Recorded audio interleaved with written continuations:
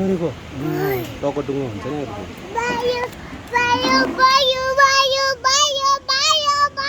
के आउँछ त्यहाँबाट अहिले काग आउँछ कागले के गर्छ अनि काग गर्छ अनि बाबुले के गर्छ कागलाई के गर्छ बाबुले कागलाई के गर्छ क्यालम के गर्नुहुन्छ कागलाई के गर्नुहुन्छ क्यालमले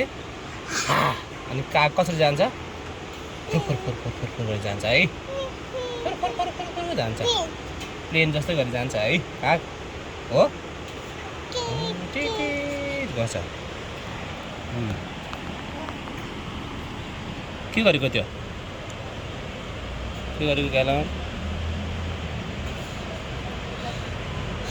के हो त्यो के हो क्यालम त्यो के हो त्यो